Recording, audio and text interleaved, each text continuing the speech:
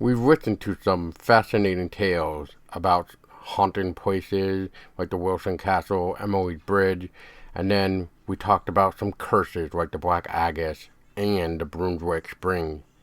However, has anybody really thought about schools where we're supposed to feel safe and learn and have fun while goofing off and everything else? Can schools really be haunted? I guess let's find out. This is Season 3 of Haunted Vermont.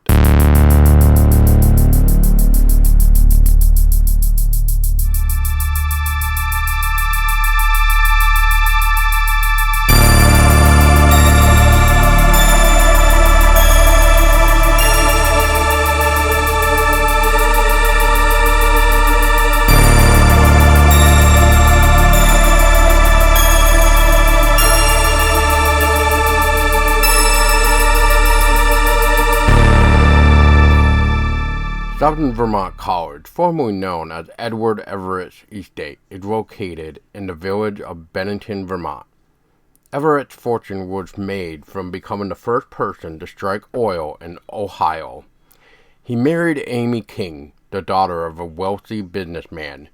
He built the estate as a summer mansion in Vermont. According to legend, not long after the estate was built, Everett's wife, Amy, drowned while swimming. Others would claim that her death was a suicide or even a murder. The official story has reported was that she died at their other home in Washington, D.C. from a prolonged illness, dying during a serious operation. Everett remarried in 1920, but his three daughters with his first wife, Amy, never got along well with Grace Burnap, his new but younger wife. This resulted in conflict and legal battles when Everett passed away in 1929.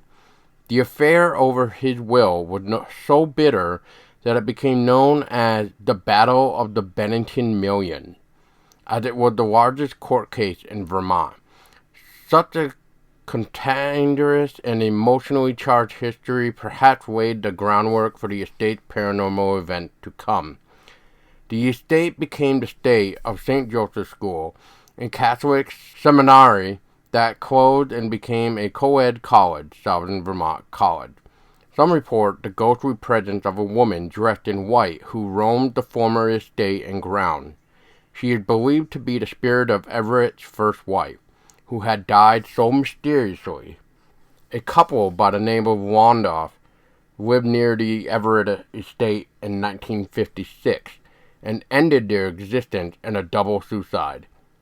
This sad event could only serve to increase the negative energy of the area.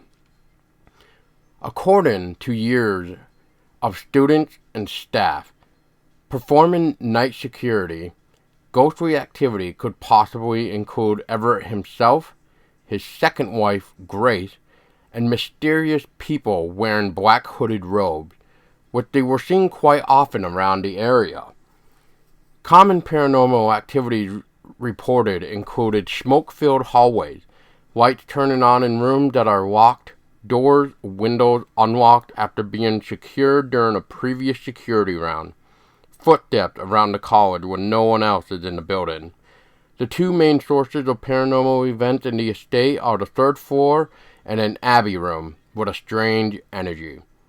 The second source, now a classroom, was the sleeping quarters for house staff where a maid supposedly hung herself. It is also said the old carriage house is now one of the computer labs.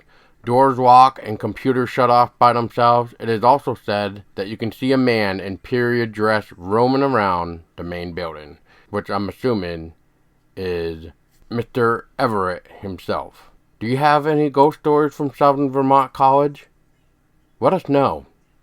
Maybe you can be featured on an upcoming episode. We'll talk soon. And remember, keep those eyes and ears open, because you just never know when you may see a spirit appear in front of you.